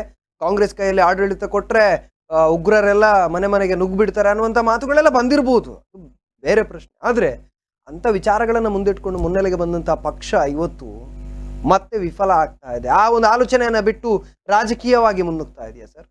ಇಲ್ಲ, ಇವತ್ತು ಏನು ಘಟನೆ ಆಗಿದೆ, ಘಟನೆಯ ಬಗ್ಗೆ ಕುಲಂಕುಷ ತನಿಖೆಗಳಾಗ್ತಾ ಇದೆ. ಭಯೋತ್ಪಾದನೆಗೆ ಯಾರು ಪ್ರೇರಣೆ ನೀಡ್ತಾ ಇದ್ದಾರೆ, ಅದರ ಹಿಂದೆ ಯಾರಿದ್ದಾರೆ ಅನ್ನುವಂಥ ತನಿಖೆಗಳನ್ನು ಆಗ್ತಾ ಇದೆ. ಆದ್ರೆ ಇವತ್ತು ಜನರಿಗೆ ರಕ್ಷಣೆ ಕೊಡ್ತಾ ಇಲ್ಲ ಅನ್ನುವಂಥದ್ದಲ್ಲ. ಜನರಿಗೆ ಭಾರತೀಯ ಜನತಾ ಪಾರ್ಟಿ ಡಬಲ್ ಇಂಜಿನ್ ಏನು ಸರ್ಕಾರ ಇದೆ, ಇಲ್ಲಿ ಯಾವುದೇ ರೀತಿಯ ಭಯಭೀತರಾಗಿ ಜೀವನ ಮಾಡುವುದಕ್ಕೆ ಯಾವುದೇ ತೊಂದರೆಗಳಿಲ್ಲ. ಇವತ್ತು ಕಾನೂನಿನಲ್ಲಿ ಏನು ಅದಕ್ಕೆ ಶಿಕ್ಷೆಗಳನ್ನು ಕೊಡಬೇಕು, ಅದನ್ನು ಒಂದಷ್ಟು ಜನರು ರಾಜಕೀಯವಾಗಿ ಬೇರೆ ಬೇರೆ ರೀತಿಯ ಟೀಕೆ ಟಿಪ್ಪಣಿಗಳನ್ನು ಮಾಡುವಂತ ಕೆಲಸಗಳನ್ನು ಮಾಡ್ತಾ ಇದ್ದಾರೆ. ಅದು ಭಯೋತ್ಪಾದನೆ ಅಂದ್ರೆ ಬಿಜೆಪಿಗೆ ಅಲ್ಲ ಸರ್, ಇವಾಗ ನಾನು ಕೇಳಬೇಕು, ಬಿಜೆಪಿಗೆ ಸಹಿಸಿಕೊಳ್ಳೋದಕ್ಕೆ ಆಗ್ತಾ ಇಲ್ವಾ ಅಂತ ಪ್ರಶ್ನೆ ಮಾಡ್ಲೇಬಾರ್ದು ಜನ ಅನ್ನುವಂತ ಮನಸ್ಥಿತಿಗೆ ಬಿಜೆಪಿ ಬಂದಿದ್ಯಾ ಅಂತ ಕೇಳಿದ್ರು. ಜನರು ಪ್ರಶ್ನೆ ಮಾಡುವಂತದ್ದು ಸಹಜವಾಗಿ ಪ್ರಶ್ನೆ ಮಾಡುವಂತದ್ದು, ಆಡಳಿತ ಪಕ್ಷವಾಗಿರತಕ್ಕಂತ ಸಂದರ್ಭದಲ್ಲಿ ಪ್ರಶ್ನೆ ಮಾಡುವಂತದ್ದು ಜನರು ಸಹಜವಾದ ಗುಣ, ಮಾಡ್ಲೇಬೇಕು. ಯಾಕೆಂತ ಹೇಳಿದ್ರೆ ಸರ್ಕಾರ ಯಾರು ಆಡಳಿತ ಮಾಡ್ತಾ ಇದ್ದಾರೆ, ಖಂಡಿತವಾಗಿ ಮಾಡ್ತಾರೆ. ಅದಕ್ಕೆ ಏನು ಜನರಿಗೆ ಏನು ಬೇಕು ಆ ರೀತಿ ಆಡಳಿತವನ್ನು ಕೊಡುವಂತದ್ದು ಭಾರತೀಯ ಜನತಾ ಪಾರ್ಟಿಯ ಸರ್ಕಾರ ಕೊಡ್ತಾ ಇದೆ. ಇವತ್ತು ಮೊನ್ನೆ ಘಟನೆ ಆಯ್ತು, ಘಟನೆ ಆಗ್ತಾ ಇರ್ಬೇಕಾದ್ರೆ ಅವನು ಮೊದಲು ಒಂದು ಘಟನೆಯಲ್ಲಿ ಆರೋಪಿ, ಅವನೊಂದಷ್ಟು ಕಾನೂನಿನ ವ್ಯವಸ್ಥೆಯಿಂದ ತಪ್ಪಿಸಿಕೊಂಡು ಓಡಾಟ ಮಾಡ್ತಿದ್ದಂತ ಆರೋಪಿಯಾಗಿದ್ದ. Okay. ಅವನು ಹಿಡಿದು ಇಟ್ಕೊಳ್ಳುವಂತ ಯಾವುದೇ ಕಾರ್ಯಗಳ ಅವಕಾಶ ಕೊಟ್ಟದ್ದು ಯಾರು? ಅಲ್ಲ ನಿಮಗೆ ಅಲ್ಲ ಉಗ್ರರ ಬಗ್ಗೆ ಒಂದು ದೃಢ ನಿಲುವು ನಿಮ್ಮಲ್ಲಿತ್ತು ಬಿಜೆಪಿಯಲ್ಲಿ ಉಗ್ರರ ಬಗ್ಗೆ ಮಾಡ್ತಾನೆ ಇತ್ತು. ಓಕೆ, ತನಿಖೆ ಮಾಡ್ತಾನೆ ಇತ್ತು. ನೋಡಿ ಸರ್, ಇವತ್ತು ಇವರು ಕರಾವಳಿಯಲ್ಲಿ ಮಾಡಿದ್ದು ಇಷ್ಟೇ. ಓಕೆ, ಇವರು ಹಿಂದುತ್ವದ ಪರವಾಗಿ ಯಾರು ಈ ನೆಲದಲ್ಲಿ ಹೋರಾಟ ಮಾಡಿದ್ದಾರೆ ಅಂತ ಯುವಕರೆಲ್ಲ ಯಾರು ಇವರ ಪರಿಧಿ ಒಳಗಿಲ್ಲ, ಆ ಗೆರೆಯನ್ನು ಯಾರು ದಾಟಿದ್ದಾರೆ ಅವರಿಗೆಲ್ಲ ಇವತ್ತು ಗುಂಡಾಕ್ಟ್ ಆಗಿದ್ದಾರೆ, ಓಕೆ, ಅವರಿಗೆಲ್ಲ ಇವತ್ತು ಗಡಿಪಾರ ಹಾಕಿದ್ದಾರೆ. ಇದು ಒಂದು ವಾರದ ಕತೆ ಹೇಳ್ತಕ್ಕಂಥದ್ದು, ಇದು ಒಂದು ವಾರದ ಕತೆ ಹೇಳ್ತಕ್ಕಂಥದ್ದು. ಹಿಂದುತ್ವಕ್ಕೋಸ್ಕರ ತನ್ನ ಮನೆಯವರನ್ನ ಕಳ್ಕೊಂಡು, ಹಿಂದುತ್ವಕ್ಕೋಸ್ಕರ ತನ್ನ ಮನೆಯವರನ್ನ ಕಳ್ಕೊಂಡಿರುವ ಇವರು ನೋಡಿ ಉತ್ತರ ಕೊಡ್ಲಿ ಇವರು. ಕೇಸುಗಳಲ್ಲಿ ಒಳಗಡೆ ಉತ್ತರ ಕೊಡ್ಲಿ. ಹಾಗಾದ್ರೆ ಕಾಂಗ್ರೆಸ್ ಮಾಡಿದಂತ ನೀವು ಮಾಡುತ್ತಾ? ನೀವು ಹಿಂದುತ್ವ ಅಂತ ಕಳ್ಕೋದಕ್ಕೆ, ನೀವು ಹಿಂದುತ್ವ ಅಂತ ಹೇಳುವುದಕ್ಕೆ ಕಾನೂನು ಇದು. ನೀವು ಹಿಂದುತ್ವವನ್ನು ಬಿಟ್ಟು ಬಿಡಿ. ಇವರ ಪರಿಧಿ ಒಳಗಿದ್ರೆ ಮಾತ್ರ ಹಿಂದುತ್ವ, ಯಾರು ಆಗ್ತಾ ಬಂದಿರೋ ಇಲ್ಲದಿದ್ರೆ ರೌಡಿ ಪಟ್ಟ ಕಟ್ಟುವುದು, ಗೂಂಡಾ ಆಕ್ಟ್ ಹಾಕುವುದು, ಗಡಿಪಾರು ಮಾಡುವಂತದ್ದು, ಒಂದು ಸಣ್ಣ ಇದು ಸಲೀಸಾಗಿ ಆಗ್ತಾ ಇದೆ. ಅದರ ಮೇಲೆ ಗೂಂಡಾ ಕಾಯ್ದೆಯನ್ನು ಹಾಕ್ತಾ ಬಂದ ಪಕ್ಷ ಕಾಂಗ್ರೆಸ್ ಸರ್ಕಾರ ಇರತಕ್ಕಂತ ಸಂದರ್ಭದಲ್ಲಿ ಗೂಂಡಾ ಕಾಯ್ದೆಗಳನ್ನು ಹಾಕ್ತಾ ಸ್ವಾಮಿ, ನಿಮ್ಗೆ ನೆನಪಿಸ್ತೇನೆ, ಸರ್ಕಾರ ಇರತಕ್ಕಂತ ಸಂದರ್ಭದಲ್ಲಿ ನಾವು ನೀವು ಶಾಂತವಾಗಿ ನಿಮ್ಗೆ ನೆನಪಿಸ್ತೇನೆ ಏನು ಅನ್ನುವಂಥದ್ದು, ಏನು ಅನ್ನುವಂಥದ್ದು. ಮಹೇಶ್ವರ, ಭಾರತೀಯ ಜನತಾ ಪಾರ್ಟಿ 2020 ಬಿಜೆಪಿ ಸರ್ಕಾರ ಬರುವ ತನಕ ಗೂಂಡಾ ಕಾಯ್ದೆಯನ್ನು ರದ್ದು ಮಾಡಿದೆ. 2020 ಬಿಜೆಪಿ ಸರ್ಕಾರ 2020 ಬಿಜೆಪಿ ಸರ್ಕಾರ ಬರುವ ತನಕ ಯಾವುದೇ ಒಬ್ಬ ಹಿಂದುತ್ವ ನಾಯಕನನ್ನ ಕರಾವಳಿಯಲ್ಲಿ ಮುಟ್ಟಿದ್ದೇ ಇಲ್ಲ, ಓಕೆ, ಮುಟ್ಟಿರುವಂತದಿಲ್ಲ. ಇವತ್ತು ಪ್ರಮೋದ್ ಮುತಾಲಿಕ್ ಮೇಲೆ 115 ಕೇಸ್ ಹಾಕಿದ್ದಾರೆ. ಇವರಿರುವಾಗಲೇ 83 ಕೇಸು. ಇವರನ್ನ ಒಂದೇ ಒಂದು ಜಿಲ್ಲೆಯಲ್ಲಿ ಇವರು ನಿಲ್ಲಿಕ್ಕೆ ಬಿಡುದಿಲ್ಲ, ಒಂದೇ ಒಂದು ಜಿಲ್ಲೆಯಲ್ಲಿ ಅವರನ್ನ ನಿಲ್ಲಿಕ್ಕೆ ಬರುವುದಿಲ್ಲ, ಭಾಷಣ ಮಾಡ್ಲಿಕ್ಕೆ ಬರ್ಲಿಕ್ಕೆ ಬಿಡುದಿಲ್ಲ. ಭಾರತ ದೇಶ ಹಿಂದುತ್ವಕ್ಕಾಗಿ ತ್ಯಾಗ ಮಾಡಿರುವಂತದ್ದು, ಹಿಂದುತ್ವಕ್ಕೋಸ್ಕರ ತನ್ನ ಜೀವನವನ್ನು ತ್ಯಾಗ ಮಾಡಿರುವಂತದ್ದು. ಇದನ್ನು ಕೇಳಿಸ್ಕೊಳ್ಬೇಕು, ನೀವು ಇದನ್ನು ಕೇಳಿಸ್ಕೊಳ್ಬೇಕು. ಒಂದು ನಿಮಿಷ, ಆಮೇಲೆ ಮಾತಾಡಿ. ಹಿಂದುತ್ವಕ್ಕೋಸ್ಕರ ತ್ಯಾಗ ಮಾಡಿರ್ತಕ್ಕಂಥ ಒಬ್ಬ ವ್ಯಕ್ತಿ, ಅವರನ್ನ ನೀವು ಇವತ್ತು ಏನ್ ಮಾಡಿದ್ರಿ? ಇವರು ಕಾಂಗ್ರೆಸ್ ಹೇಳ್ತಾರೆ, ಕಾಂಗ್ರೆಸ್ ಇರುವಾಗ 2 ಗನ್ ಮ್ಯಾನ್ ಕೊಟ್ರು, 2 ಪೊಲೀಸ್ ಕೊಟ್ರು. ಇವರ ಸರ್ಕಾರ ಬಂತು, ಪಿಸ್ತೂಲು ತಕೊಂಡ್ರು, ಗನ್ ಮ್ಯಾನ್ ತಕೊಂಡ್ರು. ಮುತಾಲಿಕ್ ಅವರು ಹೇಳಿದ್ರು ಏನೋ ಅವರದು ಉದ್ದೇಶ ಬರುವಂತದ್ದು. ನಾನು ಹೇಳ್ತಕ್ಕಂಥದ್ದು, ಇವತ್ತು ನೀವು ಹಿಂದುತ್ವಕ್ಕೋಸ್ಕರ ಮಾಡಿರುವವರನ್ನು ಹೇಗೆ ನಡ್ಕೊಂಡಿಸಿದ್ದೀರಿ? 2020 ಸರ್ಕಾರ ಬರುವ ತನಕ ಸರ್ ಒಬ್ಬ ಹಿಂದುತ್ವ ನಾಯಕನನ್ನ ಮುಟ್ಟಿದ ಚರಿತ್ರೆ ಈ ಕರಾವಳಿಯಲ್ಲಿಲ್ಲ. ಎಲ್ಲಿದೆ? ನೀವಿವತ್ತು ಪ್ರವೀಣ್ ವಾಲ್ಕೆಯನ್ನ ಎಲ್ಲಿಟ್ಟಿದ್ದೀರಿ? ಇವತ್ತು ಸತ್ಯಜಿತ್ ಸುರತ್ಕಲನ್ನ ಎಲ್ಲಿಟ್ಟಿದ್ದೀರಿ? ಇವತ್ತು ಪ್ರಸಾದ್ ದತ್ತ ಅವರನ್ನ ಎಲ್ಲಿಟ್ಟಿದ್ದೀರಿ? ಇವತ್ತು ಮಹೇಶ್ ತಿಮೋರಡಿಯನ್ನ ಎಲ್ಲಿಟ್ಟಿದ್ದೀರಿ? ನಿಮ್ಮ ಪರಿಧಿ ಒಳಗಿಲ್ಲ, ಅದಕ್ಕೋಸ್ಕರ ಇವತ್ತು ಜೀವನ್ ನಿರ್ಮಾರ್ಗಕ್ಕೆ ನೀವು ಗಡಿಪಾರ ಹಾಕಿದ್ದೀರಿ. ಒಂದು ತಲೆಯಲ್ಲಿ ತಾಯಿ ಮಲಗಿದ್ದಾರೆ, ಒಂದು ತಲೆಯಲ್ಲಿ ತಂದೆ ಮಲಗಿದ್ದಾರೆ, ಒಂದು ಸೈಡ್ ಅಲ್ಲಿ ತಂಗಿ ಅಸ್ವಸ್ಥವಾಗಿ ಬಿದ್ದಿದ್ದಾರೆ. ಹಿಂದುತ್ವ ಒಬ್ಬ ನಾಯಕನಿಗೆ ನೀವು ಮಾಡುವ ಕೊಡುಗೆ ಅದು. ಇವತ್ತು ಸುರತ್ಕಲ್ ತಕೊಂಡ್ರೆ ನೀವು ಯಾರ್ಯಾರ ಆಶ್ರಮವನ್ನ, ಇವತ್ತು ಹಿಂದುತ್ವದ ಆಶ್ರಮವನ್ನ ನೀವು ಬಂದ್ ಮಾಡ್ಲಿಕ್ಕೆ ಹೊರಟಿದ್ದೀರಲ್ಲ, ನಿಮ್ಮ ಯಾವ ರೀತಿಯ ಹಿಂದುತ್ವದ ಷಡ್ಯಂತ್ರ ಇದು? ಒಬ್ಬ ವೃದ್ಧಾಶ್ರಮ ಇರ್ತಕ್ಕಂಥ ಹಿಂದುತ್ವದ ಆಶ್ರಮವನ್ನ ಇವತ್ತು ನಿಮ್ಗೆ ಅಕ್ರಮವಾಗಿ ಟೋಲ್ ಗೇಟ್ ಬಂದ್ ಮಾಡುವ ಅಧಿಕಾರ ಇವತ್ತು ನಿಮ್ಗೆ ಸುರತ್ಕಲಲ್ಲಿ ಆಗುದಿಲ್ಲ. ನಿಮ್ಗೆ ಯಾರ ವೃದ್ಧಾಶ್ರಮದಲ್ಲಿ ಇರ್ತಕ್ಕಂಥ ಹಿಂದುತ್ವದ ವೃದ್ಧಾಶ್ರಮವನ್ನ ಬಂದ್ ಮಾಡುವಂತ ಹೇಯ ಕೃತ್ಯ ನೀವು ಮಾಡ್ತೀರಂತಲ್ಲ, ನಿಮ್ಮ ಹಿಂದುತ್ವ ಎಲ್ಲಿದೆ? ಬನ್ನಿ ನೀವು ಚರ್ಚೆಗೆ. ನಾವು ಹೇಳ್ತಕ್ಕಂಥದ್ದು, ನೀವು ಹಿಂದುತ್ವದ ವಿಚಾರ ಎತ್ತಿದ್ರೆ ಉತ್ತರ ಕೊಡ್ಲಿಕ್ಕೆ ಸಾಧ್ಯವೇ ಇಲ್ಲ. ಆ ವಿಚಾರ ತಾವೇ ಎತ್ಕೊಂಡ. ಇವತ್ತು ನಿಮ್ಮ ಗಾಡಿ ಅಲಿಗಾಡಿದಕ್ಕೆ ನೀವು ಇವತ್ತು ಮನೆ ಮಾಡಿ ಕೊಟ್ಟಿದ್ದೀರಿ. ಇವತ್ತು ಪೊಳಲಿಯಾನಂತುಗೆ ಮನೆ ಮಾಡಿ ಕೊಟ್ಟಿದ್ದೀರಾ? ಇವತ್ತು ಕ್ಯಾಂಡಲ್ ಸಂತೋರಿಗೆ ಮನ ಮಾಡಿ ಕೊಟ್ಟಿದ್ದೀರಿ. ಇವತ್ತು ಹೇಳಿದಾಗೆ ಇವತ್ತು ನನ್ನ ಮನೆಯಲ್ಲಿ ಹಿಂದುತ್ವಕ್ಕೋಸ್ಕರ 2 ಜೀವ ಹೋಗಿದೆ. ಏನ್ ಮಾಡಿ ಕೊಟ್ಟಿದ್ದೀರಿ ನೀವು? ಮಹೇಶ್, ಇವತ್ತು ಇವ್ರು ಏನ್ ಹೇಳಿದ್ರು? ಗೂಂಡಾ ಕಾಯ್ದೆ ಹಾಕುವಂತ ಕೆಲಸವನ್ನು ಯಾರು ಮಾಡಿದ್ರು? ಯಾವ ಸರ್ಕಾರ ಮಾಡಿದ್ರು? ಗೂಂಡಾ ಕಾಯ್ದೆ ಇರ್ತದ್ದು ಕಾನೂನಲ್ಲಿ ಇರ್ತಕ್ಕಂಥ. ಯಾರು ಈ ಸಮಾಜದಲ್ಲಿ ಹೇಯ ಕೃತ್ಯ ಚಟುವಟಿಕೆ ಅದಕ್ಕೆ ಇರುವಂತ ಕಾನೂನು, ಯಾರು ಮಾಡುವಂತದಲ್ಲ ಅದು. ಅದು ಯಾರು ಮಾಡುವಂತದಲ್ಲ. ಗೂಂಡಾ ಕಾಯ್ದೆಯನ್ನು ರದ್ದು ಮಾಡುವಂತ ಕೆಲಸವನ್ನು ನಮ್ಮ ಸರ್ಕಾರ ಬಂದ ನಂತರ ದಕ್ಷಿಣ ಕನ್ನಡ ಜಿಲ್ಲೆಯಲ್ಲಿ ಮಾಡಿದ್ದೇವೆ. ಎಷ್ಟು ಜನರ ಕಾರ್ಯಕರ್ತರ ಹಿಂದೂ ಪರವಾಗಿ ಕಾರ್ಯಕರ್ತ ಮಾಡಿದಂತ ಕೆಲಸ ಕಾರ್ಯಗಳನ್ನು ಇವತ್ತು ಎಷ್ಟು ಜನರ ಗೂಂಡ ಕಾಯ್ದೆಯನ್ನು ತೆಗೆದಿದ್ದೇವೆ? ಇವತ್ತು ನಾವು ಎಷ್ಟು ಜನರ ತೆಗೆದಿದ್ದೇವೆ? ಅಂತ ಯುವಕರ ಒಂದು ಸಮಾವೇಶ ಮಾಡಿದ್ರೆ ಇವತ್ತು 2,000 ಹುಡುಗರು ಸೇರ್ತಾರೆ ಓಕೆ, ಇವರಿಂದ ತುಳಿತಕ್ಕೊಳಗಾದವರು. Yes yes yes right. ಇವಾಗ ನಾವು ಹಿಂದೂ ಸಂಘಟನೆಗಳಾಗ್ಲಿ ಅಥವಾ ಯಾವುದೇ ಇರಲಿ, ಯಾವುದೇ ವಿಚಾರವಿಲ್ಲ, ಅದನ್ನು ಬಿಟ್ಟು ನೇರವಾಗಿ ಒಂದು ಜವಾಬ್ದಾರಿಯುತ ಸರ್ಕಾರದ ವಿಚಾರ, ಇದು ಜವಾಬ್ದಾರಿಯುತ ಸರ್ಕಾರದ ಮುಂದೆ ಇರುವಂತ ಒಂದು ಸವಾಲು. ನಾವು ಇಲ್ಲಿ ಹಿಂದುತ್ವ ಯಾಕೆ ಹೇಳಿದ ಅಂತ ಹೇಳಿದ್ರೆ, ಈ ಸ್ಫೋಟದಲ್ಲಿ ಕೇಸರಿ ಉಪಯೋಗ ಆಗಿದೆ. ಓಕೆ, ಈ ಸ್ಫೋಟದಲ್ಲಿ ಯಾರು ಸ್ಫೋಟ ಮಾಡಿದ್ದಾನೆ ಅವನು ಕೇಸರಿ ಉಪಯೋಗ ಮಾಡಿದ್ದಾನೆ. ಇದನ್ನು ಇವರು ಇವತ್ತು ಅರಿತುಕೊಳ್ಬೇಕು. ಓಕೆ, ಇದು ಎಲ್ಲಿಗೆ ಹೋಗ್ತದೆ, ಯಾರ ಅಪಾದನೆ ಮಾಡ್ತಾರೆ, ಯಾರು ಸಾಯ್ಬೇಕು, ಇವರ ಆಲೋಚನೆ ಮಾಡ್ಬೇಕು. ಇವತ್ತು ನಾವು ಆಲೋಚನೆ, ಜನಸಾಮಾನ್ಯರಾಗಿ ನಾವೇನ್ ಆಲೋಚನೆ ಮಾಡ್ಬೇಕು ಹೇಳಿದ್ರೆ, ಸರ್ಕಾರ ನಮ್ಮನ್ನು ರಕ್ಷಣೆ ಮಾಡ್ತಾ ಇಲ್ಲ, ನಾನೇಗೆ ರಕ್ಷಣೆ ಮಾಡಿಕೊಳ್ಬೇಕು ಅನ್ನುವಂಥದ್ದು ಮಾತನಾಡಿದ್ದು ಇವರ ಎದುರಿಗೆ ಇರ್ತಕ್ಕಂಥದ್ದು. Right right. ಕೇಸರಿಯನ್ನು ಯಾಕೆ ಉಪಯೋಗ ಮಾಡಿದ ಅನ್ನುವಂಥದ್ದು ಕಾಣ್ತಾ ಇದೆ ಅಲ್ವಾ? ನಿಮ್ಮ ವೈಫಲ್ಯದಿಂದ ಇವತ್ತು ಕೇಸರಿ ದುರುಪಯೋಗ ಆಗ್ತಕ್ಕಂಥದ್ದು.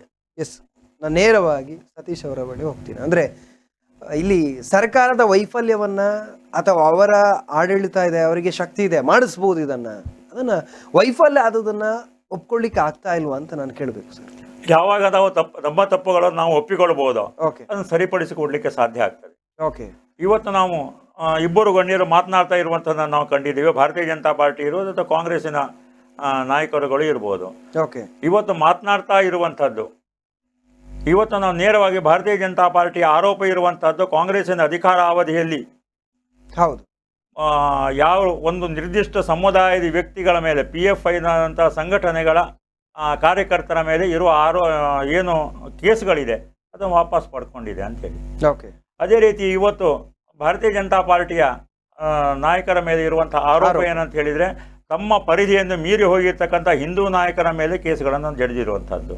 ಓಕೆ, ನಾನು ಹೇಳ್ತಾ ಇರುವಂಥದ್ದು, ಇವತ್ತಿನ ಜನಸಾಮಾನ್ಯರಿಗೆ ನಿಮ್ಮ ರಾಜಕೀಯ ಮೇಲಾಟದ ಅವಶ್ಯಕತೆ ಇಲ್ಲ. ಓಕೆ, ಇವತ್ತು ಮೊನ್ನೆ ನಡೆದಿರುವಂಥ ಘಟನೆ ಏನಿದೆ, ಇದರ ಬಗ್ಗೆ ಗಂಭೀರವಾಗಿ ನಾವು ಜನಪ್ರತಿನಿಧಿಗಳು ಮತ್ತು ಸರ್ಕಾರ ಏನು ಆ್ಯಕ್ಷನ್ಗಳನ್ನು ತಗೊಳ್ಳಿಲ್ಲ, ಆ ರೀತಿಯ ಧೋರಣೆಗಳನ್ನು ತಗೊಳ್ಳಿಲ್ಲ. ಯಾಕಂತೇಳಿ ಭಯೋತ್ಪಾದನಾ ಮಾನಸಿಕತೆ ಏನಿದೆ, ಒಂದು ರೀತಿಯ ವಿಕೃತ ಮಾನಸಿಕತೆ ಇದು. ಇವತ್ತು ಜನತೆ ಸುರಕ್ಷತೆಯನ್ನು ಬದುಕಬೇಕಾದ್ರೆ ನಿಮ್ಮ ರಾಜಕೀಯ ಲೆಕ್ಕಾಚಾರದ ಈ ವಿಷಯಗಳ ಅವಶ್ಯಕತೆ ಇಲ್ಲ. ಓಕೆ, ಭಯೋತ್ಪಾದನೆಯಂತಹ ವಿಷಯಗಳು ಬಂದಾಗ, ಜನರ ಸುರಕ್ಷತೆಯಂತಹ ವಿಷಯಗಳು ಬಂದಾಗ ನಿಮ್ಮ ರಾಜಕೀಯವನ್ನು ಬದಿಗಿಡಲಿಕ್ಕೆ ನಿಮ್ಗೆ ಏನಾಗ್ತಾ ಇದೆ? ಇವತ್ತು ಪ್ರಜ್ಞಾವಂತ ಮತದಾರರು ಇವತ್ತು ಯೋಚನೆಯನ್ನು ಮಾಡಬೇಕಾಗಿದೆ. ನಮ್ಮ ಸುರಕ್ಷತೆಯನ್ನು ನಾವೇ ಮಾಡಬೇಕಾಗಿದೆ ಅನ್ನುವಂಥ ಭಾವನೆಯನ್ನು ಅವರು ಇವತ್ತು ಬಂದಿದೆ. ಹೌದು ಹೌದು ಸರ್, ನಿಜ. ಯಾರು ಹಿಂದುತ್ವದ ಮಾತನಾಡ್ತಾ ಇದ್ದಾರೆ ಅವರ ಬಳಿಯ ಜಾತೀಯತೆ ಛತ್ರಿ ಇರುವಂತಹದ್ದು, ಯಾರು ಜಾತ್ಯತೀಯ ವಿಷಯಗಳನ್ನು ಮಾತನಾಡ್ತಾರೆ ಅವರೇ ಜಾತೀಯತೆಯ ಛತ್ರಿಯನ್ನು ಹಿಡಿದಿರುವಂತಹದ್ದು. ಆದ್ದರಿಂದ ಇವತ್ತು ರಾಷ್ಟ್ರೀಯತೆ ವಿಷಯ ಇವತ್ತು ರಾಜಕೀಯ ದಾಳವಾಗಿ ಉಪಯೋಗವಾಗುವಂಥದ್ದು. ಇವತ್ತು ಹಿಂದುತ್ವದ ವಿಷಯ ರಾಜಕೀಯ ದಾಳ ಆಗಿರುವಂತಹದ್ದು. ಜನರ ಸುರಕ್ಷತೆಯ ವಿಷಯಗಳು ಇವತ್ತು ರಾಜಕೀಯ ಮೇಲಾಟಕ್ಕೆ ಕಾರಣ ಆಗುವಂತಹದ್ದು. ಇವತ್ತು ಖಂಡಿತವಾಗಿಯೂ ಜನತೆಯ ಮತ್ತು ದೇಶದ ಅಭಿವೃದ್ಧಿಯ ದೃಷ್ಟಿಯಿಂದ ಸರಿಯಲ್ಲ. ಆದ್ದರಿಂದ ಇವತ್ತು ಪ್ರಜ್ಞಾವಂತ ಜನತೆ ಎಚ್ಚೆತ್ತುಕೊಳ್ಳುವ ಮೊದಲು ನಿಮ್ಮ ರಾಜಕೀಯ ನಿಲುವುಗಳನ್ನು, ದೃಷ್ಟಿಕೋನಗಳನ್ನು ಇವತ್ತು ಬದಲಾವಣೆ ಮಾಡಬೇಕಾಗಿದೆ. ಇದು ಒಂದು ವಿಚಾರ. ನಾನು ಅಂದ್ರೆ ಆಡಳಿತ ಪಕ್ಷ ಯಾವುದೇ ಇರಲಿ ಸರ್, ಒಂದು ಹೇಳುವಂಥದ್ದು, ಈ ಉಗ್ರರನ್ನ ನಿಗ್ರಹ ಮಾಡುವಂತ ವಿಚಾರದಲ್ಲಿ ಎಷ್ಟೇ ಕಠಿಣ ಕ್ರಮವನ್ನು ಕೈಗೊಂಡ್ರು ಕೂಡ ಜನ ಸ್ವಾಗತ ಮಾಡ್ತಾರೆ. ಯಾಕಂದ್ರೆ ಅವರಿಗೆ ಜೀವ ಭಯ ಇದೆ. ನೀವು ಅವರಿಗೆ ಕಾನೂನಿನಲ್ಲಿ ಯಾವೆಲ್ಲ ವ್ಯವಸ್ಥೆಗಳಿದೆ ಅಥವಾ ಅವರನ್ನ ಬಿಟ್ಟು ಅದು ವ್ಯವಸ್ಥೆಗಳು ಇರಲಿ, ಆದ್ರೆ ಅವರನ್ನ ಶಿಕ್ಷೆ ಮಾಡುವ ರೀತಿಯಲ್ಲಿ ಅಥವಾ ಅವ್ರ ರೀತಿಯಲ್ಲಿ ಕಠಿಣ ಕ್ರಮಗಳನ್ನ ಮತ್ತೆ ಜಾರಿಗೊಳಿಸುವಲ್ಲಿ ಅವರ ಮೇಲೆ ಒಂದು ನಿಗಾ ಇಡುವಂಥದ್ದನ್ನ ಮಾಡಬಹುದು. ಸೊ ಈ ರೀತಿಯ ವಿಫಲತೆಗಳನ್ನ ಒಪ್ಕೊಳ್ಳೋದಕ್ಕೂ ಕೂಡ ಕಷ್ಟ ಆಗ್ತಾ ಇದೆ ಇವತ್ತು ಅನ್ನುವಂಥದ್ದು ನಾವು ನೇರವಾಗಿ ಹೇಳ್ಬೋದು. ಅವರ ಮೇಲೆ ಪ್ರಜಾತಂತ್ರದ ಉದ್ದೇಶವೇ ಇರುವಂತದ್ದು ಜನತೆಗೆ ನೆಮ್ಮದಿಯ ಬದುಕನ್ನು ಕಲ್ಪಿಸಿಕೊಡ್ಲಿಕ್ಕೆ. ಓಕೆ, ಜನಪ್ರತಿನಿಧಿಗಳಿಗೆ ಅಧಿಕಾರವನ್ನು ಪಡ್ಕೊಳ್ಳಿಕ್ಕೆ ಅಲ್ಲ. ಹೌದು. ಇವತ್ತು ಜನತೆಗೆ ಸೇವೆ ಮಾಡಲಿಕ್ಕೆ ಜನಪ್ರತಿನಿಧಿಗಳಿಗೆ ರಾಜಕೀಯ ಒಂದು ವೇದಿಕೆ ಅಷ್ಟೇ. ನೀವು ಅದನ್ನು ದುರುಪಯೋಗ ಪಡಿಸಿಕೊಳ್ಳುವುದರ ಮುಖಾಂತರ ಪ್ರಜಾತಂತ್ರಕ್ಕೆ ಮತ್ತು ಜನತೆಗೆ ಅವಮಾನ ಮಾಡುವಂಥ ಕೆಲಸ ಕಾರ್ಯಗಳನ್ನು ಮಾಡಬೇಡಿ. ಕನಿಷ್ಠ ಉಗ್ರವಾದ ಏನಿದೆ ಅಥವಾ ಉಗ್ರವಾದಿ ಕೃತ್ಯಗಳು ಏನಿದೆ ಇದನ್ನು ನಿಗ್ರಹ ಮಾಡುವಂತಹ ಸಂದರ್ಭದಲ್ಲಿ ಆದರೂ ನಿಮ್ಮ ರಾಜಕೀಯವನ್ನು ಬದಿಗಿಟ್ಟು ನಾವು ಪೊಲೀಸರೊಂದಿಗಿರ್ಬೋದು ಅಥವಾ ಆಡಳಿತ ಯಂತ್ರದೊಂದಿಗಿರ್ಬೋದು ಅಥವಾ ಜನಪ್ರತಿನಿಧಿಗಳು ಇರ್ಬೋದು, ನಾವು ಕೈ ಜೋಡಿಸುವಂತಹ ಕೆಲಸ ಕಾರ್ಯಗಳನ್ನು ಮಾಡಿದ್ದೇ ಆದಲ್ಲಿ ಮುಂದಿನ ದಿನಗಳಲ್ಲಿ ಈ ಕೃತ್ಯಗಳು ನಡೆಯುವುದಿಲ್ಲ. ಪ್ರತಿಯೊಂದು ಸಂದರ್ಭದಲ್ಲಿ ನಾವು ಈ ದೇಶದ ಜನತೆಯಲ್ಲಿ ಒಂದು ವಿಷಯವನ್ನು ಕಂಡಿದ್ದೀವಿ. ಯಾವಾಗ ನಾವು ಉಗ್ರವಾದದ ವಿರುದ್ಧವಾಗಿ ನಾವು ಧೋರಣೆಗಳನ್ನು ಹೊಂದಿದ್ದೀವಿ ಅಥವಾ ನಾವು ಕ್ರಮವನ್ನು ಕೈಗೊಂಡಿದ್ದೇವೆ, ಖಂಡಿತವಾಗಿ ಈ ದೇಶದ ಜನತೆ ಜಾತಿಯನ್ನು ಮೀರಿ, ಮತವನ್ನು ಮೀರಿ ಅಥವಾ ರಾಜಕೀಯವನ್ನು ಮೀರಿ ಸ್ವಾಗತ ಮಾಡಿರುವಂಥದ್ದು ನಾವು ಈ ದೇಶದಲ್ಲಿ ಕಂಡಿದ್ದೀವಿ. ಆದ್ದರಿಂದ ಇವತ್ತು ಜನತೆ ಅಪೇಕ್ಷೆ ಮಾಡುವಂಥದ್ದು ಅದೇ. ಮುಂದಿನ ದಿನಗಳಲ್ಲಿ ಆದರೂ ಈ ರೀತಿಯ ಕೃತ್ಯಗಳು ನಡೆದಾಗ ಪೋಸ್ಟ್ ಮಾರ್ಟಮ್ ಮಾಡುವುದರ ಬದಲಾಗಿ ಅಥವಾ ಇನ್ನೊಬ್ಬ ಮೇಲೆ ಆರೋಪವನ್ನು ಮಾಡುವುದರ ಬದಲಾಗಿ ಇದನ್ನು ಸಂಪೂರ್ಣ ನಿಗ್ರಹ ಮಾಡುವಲ್ಲಿ ನಮ್ಮ ಕರ್ತವ್ಯವನ್ನು ಜನಪ್ರತಿನಿಧಿಗಳು ಮತ್ತು ಸರ್ಕಾರ ಯೋಚನೆ ಮಾಡಬೇಕು. ನಮ್ಮ ಜವಾಬ್ದಾರಿಯನ್ನು ಜನತೆ ಕೂಡ ಯೋಚನೆ ಮಾಡಬೇಕು. ಈ ರೀತಿಯ ಮಾನಸಿಕತೆಯನ್ನು ಮಾಡುವಂತಹದ್ದು ಜವಾಬ್ದಾರಿ ಸರ್ಕಾರದ್ದು, ಆಡಳಿತ ಯಂತ್ರದ್ದು. ಆದ್ದರಿಂದ ಇವತ್ತು ನಮ್ಮ ಪೊಲೀಸ್ ಆಯುಕ್ತರು ಸ್ಪಷ್ಟವಾಗಿ ಹೇಳಿದ್ದಾರೆ, ಇದು ಭಯೋತ್ಪಾದನಾ ಕೃತ್ಯವೇ ಹೌದು ಅನ್ನುವಂಥದ್ದು. ಹಾಗಿರುವಾಗ ಇದರ ನಿಗ್ರಹ ಮಾಡುವಂಥದ್ದು ಹೇಗೆ? ನಮ್ಮ ಜವಾಬ್ದಾರಿ ಏನು, ನಮ್ಮ ಕರ್ತವ್ಯ ಏನು, ಇದರ ಬಗ್ಗೆ ಜನತೆಯಲ್ಲಿ ಜಾಗೃತಿ ಮೂಡಿಸುವಂತಹದ್ದು. ಯಾಕಂತ ಹೇಳಿದ್ರೆ ಇವತ್ತು ನಾವು ಮಂಗಳೂರಿನಂತಹ ನಗರದಲ್ಲಿ ಜನತೆಯ ನೆಮ್ಮದಿಯ ಬದುಕನ್ನು ಸಾಗಿಸ್ತಾ ಇರಬೇಕಾದ್ರೆ ಜನರಿಗೆ ಯಾವುದೇ ರೀತಿಯ ಈ ರೀತಿಯ ಆಗ್ಬೋದು ಅನ್ನುವಂಥದ್ದು ಆತಂಕ ಇಲ್ಲ. ಯಾಕಂತ ಹೇಳಿದ್ರೆ ಅವರ ನೆಮ್ಮದಿಯ ಬದುಕು ಮಂಗಳೂರಿನಲ್ಲಿ ಇದೆ, ಕರಾವಳಿಯಲ್ಲಿ ಇದೆ ಅನ್ನುವಂಥದ್ದನ್ನು ಅವರು ಭಾವಿಸಿದ್ದಾರೆ. ಆದರೆ ಇವತ್ತು ಬಹಿರಂಗವಾಗಿ ಒಂದು ರೈಲ್ವೆ ನಿಲ್ದಾಣದಿಂದ ಈ ರೀತಿಯ ಕುಕ್ಕರ್ನಲ್ಲಿ ಬಾಂಬ್ಗಳನ್ನು ನೀವು ರಿಕ್ಷಾದಲ್ಲಿ ತೆಗೆದುಕೊಂಡು ಹೋಗಿ ಅದನ್ನು ಸ್ಫೋಟ ಮಾಡುವಂತಹ ಘಟನೆ ಏನಿದೆ, ಮುಂದಿನ ದಿನಗಳಲ್ಲಿ ಇಲ್ಲಿಯ ಜನತೆಯ ಬದುಕು ಹೇಗಾದೀತು? ಆದ್ದರಿಂದ ಖಂಡಿತವಾಗಿಯೂ ಪೊಲೀಸ್ ಇಲಾಖೆ ಏನು ತನಿಖೆಯನ್ನು ಮಾಡ್ತಾ ಇದೆ ಮತ್ತು ಇವತ್ತು ಗುಪ್ತಚರ ಇಲಾಖೆ ವೈಫಲ್ಯ ಇರಬಹುದು ಅಥವಾ ಈ ಹಿಂದೆ ನಡೆದಿರುವಂತಹ ಘಟನೆಯನ್ನು ಕೂಲಂಕುಷವಾಗಿ ಮತ್ತು ಸರಿಯಾದ ಇದನ್ನು ಕೇಸ್ಗಳನ್ನು ಹಾಕದಿರೋ ಪರಿಣಾಮವಾಗಿ ಇದು ಆಗಿರಬಹುದು. ಆದರೆ ಮುಂದಿನ ದಿನಗಳಲ್ಲಿ ಆದರೂ ರಾಜಕೀಯವನ್ನು ಬದಲಿಗೆ ಇಟ್ಟು ನಮ್ಮ ಜವಾಬ್ದಾರಿನ, ನಮ್ಮ ಕರ್ತವ್ಯವನ್ನು ನಿರ್ವಹಣೆ ಮಾಡಿದ್ದೆ ಆದಲ್ಲಿ ಮತ್ತು ಜನತೆ ಅಪೇಕ್ಷೆ ಮಾಡುವಂಥದ್ದೇ. ಆದ್ದರಿಂದ ನಮ್ಮ ಜವಾಬ್ದಾರಿಯನ್ನು ನಾವು ಮೆರೆಯೋಣ ಅಂತ ಹೇಳಿ ನಾನು ಇನ್ನೊಂದು ಪ್ರಶ್ನೆ ಇರುವಂತದ್ದು, ಇಷ್ಟೆಲ್ಲ ಘಟನೆ ಎಲ್ಲ ಆಗುತ್ತೆ, ಆದ್ರೆ ಅಲ್ಲೊಬ್ಬ ಅಮಾಯಕ ಆಟೋ ಡ್ರೈವರ್ ಇರ್ತಾನೆ, ಅವನ ದಿನಗೂಲಿ ಅವನ್ ಏನೋ ಒಂದು ಕಷ್ಟದಲ್ಲಿ ಜೀವನ ಸಾಗಿಸ್ತಾ ಇರ್ತಾನೆ. ಆದ್ರೆ ಅವನ ಬಗ್ಗೆ ಇರ್ಬೇಕಾದ ಅವನು ಸಾಕ್ಷಿಯಾಗಿ ಅವನನ್ನ ಬಳಸ್ಕೊಳ್ಬೇಕು ಅಥವಾ ಆ ರೀತಿಯಲ್ಲಿ ಗುರುತಿಸ್ಕೊಳ್ಬೇಕು, ಅವನಿಂದ ಏನು ಸಾಕ್ಷಿಗಳನ್ನ ಪಡ್ಕೊಳ್ಬೇಕು, ಎಲ್ಲವೂ ಕೂಡ ಉತ್ಸಾಹ ಇರುತ್ತೆ. ಆದ್ರೆ ಅವನ ಆ ಜೀವದ ಬಗ್ಗೆ, ಅವನ ಕುಟುಂಬದ ಬಗ್ಗೆ ಸರ್ಕಾರಕ್ಕೆ ಎಲ್ಲಿತ್ತು ಕಾಳಜಿ? ಎಲ್ಲಿದೆ? ಏನಾದ್ರೂ ಒಂದು ಹೇಳಿಕೆಗಳು ಬರಲಿ ಸ್ವಾಮಿ ಸರ್ಕಾರದಿಂದ. ಜವಾಬ್ದಾರಿಗಳು ಇರುವಂತವರ ಜವಾಬ್ದಾರಿಯನ್ನು ವಹಿಸದಿದ್ರೆ ಈ ರೀತಿಯ ಪ್ರಶ್ನೆಗಳು ಮತ್ತೆ ಮತ್ತೆ ನಿಮ್ಮ ಮೇಲೆ ಬೀಳುತ್ತೆ. ನೋಡಿ, ಅಮಾಯಕ ರಿಕ್ಷಾ ಡ್ರೈವರು, ಬಡವ ಕೂಲಿ ಕೆಲಸ ಮಾಡುವಂತಕ್ಕಂಥ ಒಬ್ಬ ರಿಕ್ಷಾ ಡ್ರೈವರ್, ಅವನ ಮನೆಗೆ ಏನು ಸರ್ಕಾರದ ಪ್ರತಿನಿಧಿಯಾಗಿ ಇಲ್ಲಿಯ ಶಾಸಕರು, ಏನು ಅವರ ಕ್ಷೇತ್ರದ ಶಾಸಕರು, ನಮ್ಮ ವೇದವ್ಯಾಸ ಕಾಮತ್ರು ಅವರ ಮನೆಗೆ ಭೇಟಿ ಮಾಡಿ ಅವರಿಗೆ ಏನು ಬೇಕು, ಅವರಿಗೆ ಬೇಕಾದ ವ್ಯವಸ್ಥೆಗಳನ್ನು ಅವರಿಗೆ ಮಾಡುವಂತ ಕೆಲಸಗಳನ್ನು ಮಾಡಿದ್ದಾರೆ. ಅವರ ಏನು ಆಸ್ಪತ್ರೆ ಖರ್ಚುಗಳಿರ್ಬೋದು, ಪ್ರತಿಯೊಂದು ವಿಚಾರದ ಬಗ್ಗೆ ಮಾಡಿದ್ದಾರೆ. ಅದಕ್ಕೆ ಏನು ಬೇಕು, ಮುಂದಿನ ದಿನದಲ್ಲಿ ಅವರಿಗೆ ಏನು ವ್ಯವಸ್ಥೆಗಳು ಬೇಕು ಅದನ್ನು ಖಂಡಿತ ಸರ್ಕಾರ ಮಾಡುವಂತ ಕೆಲಸವನ್ನು ಮಾಡ್ತದೆ. ಆನಂತರ ಅಲ್ಲಿ ಈಗ ನಡೆದಿರತಕ್ಕಂಥದ್ದು ಏನು ಅಮಾಯಕರ ಮೇಲೆ ದಾಳಿಯಾಗಿದೆ. ಅವನಿಗೆ ಈ ವಿಚಾರ ಗೊತ್ತೇ ಇಲ್ಲ. ಈಗ ಸತೀಶನ ವಿಚಾರಗಳನ್ನು ಮಾತಾಡ್ತಾ ಹೋದ್ರು, ಇದರ ಬಗ್ಗೆ ಸೂಕ್ತ ತನಿಖೆ ಆಗಬೇಕು, ಅದರ ಬಗ್ಗೆ ಎನ್ಎ ರಾಷ್ಟ್ರೀಯ ತನಿಖಾ ದಳ ಬಂದು ಅದರ ಬಗ್ಗೆ ಏನಿದೆ ಅದರ ಜಾಡನ್ನು ಹಿಡ್ಕೊಂಡು ಈಗ ತನಿಖೆ ಮಾಡ್ತಾ ಇದೆ. ಅದರಲ್ಲಿ ಯಾರೆಲ್ಲ ಪಾಲ್ಗೊಂಡಿದ್ದಾರೆ ಅವರನ್ನು ಎಲ್ಲರನ್ನು ಏನು ಕಾನೂನಿನಲ್ಲಿ ಯಾವ ರೀತಿ ಶಿಕ್ಷೆಗಳನ್ನು ಕೊಡಬೇಕು, ಅವರು ಇನ್ನು ಮುಂದೆ ಯಾವುದೇ ಉಗ್ರ ಭಯೋತ್ಪಾದಕ ಸಂಘಟನೆ ಜೊತೆ ಇರಬಹುದು, ಅವರು ಅವನ ಸಂಪರ್ಕದಲ್ಲಿದ್ದವರನ್ನು ಪ್ರತಿಯೊಬ್ಬರನ್ನು ತನಿಖೆ ಮಾಡುವ ಕೆಲಸವನ್ನು ಸರ್ಕಾರ ಮಾಡ್ತಾ ಇದೆ, ಅಧಿಕಾರಿಗಳು ಮಾಡ್ತಾ ಇದ್ದಾರೆ. ಸೊ ಇದು ಪರಿಣಾಮಕಾರಿಯಾಗಿ ಆಗ್ಬೇಕು, ಅದು ಕೂಡ ಕಠಿಣ ರೀತಿಯಲ್ಲಿ ಅವರ ಮೇಲೆ ಕ್ರಮ ಆಗ್ಬೇಕನ್ನುವಂಥದ್ದು ಇದು ಕೇವಲ ರಾಜಕೀಯದವರದು ಅಥವಾ ಬಿಜೆಪಿ ವಿರೋಧ ಪಕ್ಷಗಳ ಒತ್ತಾಯ ಅಲ್ಲ ಸರ್, ಇದು ನೇರವಾಗಿ ಜನರು ಮಾಡ್ತಾ ಇರುವಂತ ಒತ್ತಾಯ, ಮನವಿಯಾಗಿದೆ. ಆಡಳಿತ ಪಕ್ಷವಾಗಿ ಆಡಳಿತ ಪಕ್ಷದ ಸರ್ಕಾರ ಏನು ಇದೆ ಅದು ಏನು ತನಿಖೆ ಮಾಡಬೇಕು, ಯಾವ ರೀತಿಯ ಕಾನೂನಿನಲ್ಲಿ ಶಿಕ್ಷೆಗಳನ್ನು ಕೊಡಬೇಕು, ಅದನ್ನೆಲ್ಲ ಕೊಡುವಂತ ಕೆಲಸಗಳನ್ನು ಈ ಸರ್ಕಾರ ಮಾಡ್ತದೆ ಅನ್ನುವಂತ ಭರವಸೆ. ಕೊನೆಯದಾಗಿ ದಿನಕೃಷಿ ಗೋಡೆ ಬರೆಯುವಾಗಲೂ ಕೂಡ ಇದೇ ವಿಚಾರ ಇದ್ದದ್ದು, ನಾವು ಬಿಡುವುದಿಲ್ಲ, ನಾವು ಎಲ್ಲಿಗೆ ಏನು ಮಾಡಬೇಕು, ಕಠಿಣ ಶಿಕ್ಷೆ ಮಾಡಬೇಕು. ಇವರು ಮೈಸೂರಿಗೆ ಹೋದದ್ದು ಗೊತ್ತಿಲ್ಲ, ಬಾಡಿಗೆ ಮನೆ ಪಡೆದದ್ದು ಗೊತ್ತಿಲ್ಲ, ಕೊಯಮತ್ತೂರಿಗೆ ಹೋದದ್ದು ಗೊತ್ತಿಲ್ಲ, ಪುನಃ ತಮಿಳ್ನಾಡಿಗೆ ಲಿಂಕ್ ಉಂಟು ಅದು ಗೊತ್ತಿಲ್ಲ. ಪ್ರಮೋದ್ ಮುತಾಲಿಕ್ರವರು ಈಗಲ್ಲ, ಭಟ್ಕಾಳದಲ್ಲಿ ಯಾವಾಗ ಭಯೋತ್ಪಾದನಾ ಕೃತ್ಯ ಆಯಿತು ಆವಾಗದಿಂದ ಹೇಳ್ತಾ ಇದ್ದಾರೆ ಭಯೋತ್ಪಾದಕ ನಿಗ್ರಹ ದಳ ಕರಾವಳಿಯಲ್ಲಿ ಅಗತ್ಯ ಇದೆ, ಮಾಡ್ಬೇಕು ಅನ್ನುವಂಥದ್ದು. ಇಲ್ಲಿಯ ತನಕ ಮಾಡ್ಲಿಲ್ಲ. ಇದು ಅವರಿಗೆ ಆಸರೆ ಆಗಿರ್ತಕ್ಕಂಥ. ಇವತ್ತು ಭಯೋತ್ಪಾದಕ ನಿಗ್ರಹ ಪಡೆ ಕರಾವಳಿಯಲ್ಲಿದ್ರೆ ಉಗ್ರ ಕೃತ್ಯದಲ್ಲಿ ಯಾರಿದ್ದಾರೆ ಅವರನ್ನ ಫಾಲೋ ಮಾಡ್ತಕ್ಕಂಥದ್ದು ಖಂಡಿತವಾಗ್ಲೂ ಅವ್ರು ಮಾಡ್ತಾರೆ. ಇವತ್ತು ಪೊಲೀಸಿಗೆ ಅವ್ರು ಏನ್ ಮಾಡುದು, 30 ಜನ ಹಿಡ್ಕೊಂಡು 100 ಜನ ಇರುವಲ್ಲಿ ಇವರ ವೈಫಲ್ಯ ಇವರದ್ದು ಯಾವ್ದು ವೈಫಲ್ಯವೇ ಇಲ್ಲ. ಎಲ್ಲ ಕರೆಕ್ಟ್ ಇದೆ ಇವರದ್ದು. ಆದ್ರೆ ಆಗುವಂತದ್ದು ಆಗ್ತಾನೆ ಇದೆ. ಯಾರು ಸಾಯುದಲ್ಲ. ಇವರು ಹೇಳಿದ್ರು ನಮ್ಮ ಶಾಸಕರು ಅಲ್ಲಿ ಹೋಗಿದ್ದಾರೆ. ನನಗೆ ಗೊತ್ತಿಲ್ಲ ಓದಲು. ನೋಡಿ, ನಾವು ನಮ್ಮಷ್ಟಕ್ಕೆ ಹೇಳೋದು. ನಮ್ಗೆ ನಾವು ಹೇಳ್ಬೋದು ಸರ್, ಇವತ್ತು ಉಸ್ತುವಾರಿ ಸಚಿವರಿದ್ದಾರೆ ಇಲ್ಲಿ, ಉಸ್ತುವಾರಿ ಇಲ್ಲಿ ಜವಾಬ್ದಾರಿ ಇದ್ದವರ ಕತೆ ಹೇಳ್ತೇನೆ. ಇಲ್ಲಿ ಉಸ್ತುವಾರಿ ಸಚಿವರಿದ್ದಾರೆ, ಅವರು ಹೇಳ್ಬಹುದಲ್ಲ, ನಮಗೆ ಅವರಿಗೊಂದು 25 ಲಕ್ಷ ಪರಿಹಾರ ನಾವು ಕೊಡ್ತೇವೆ ನಮ್ಮ ವೈಫಲ್ಯದಿಂದ ಆಗಿದೆ ಅಂತ. ಇದು ಮಾತು ಸರ್ಕಾರದ್ದು. ಇವತ್ತು ನಮ್ಮ ಶಾಸಕರು ಹೋಗಿದ್ದಾರೆ.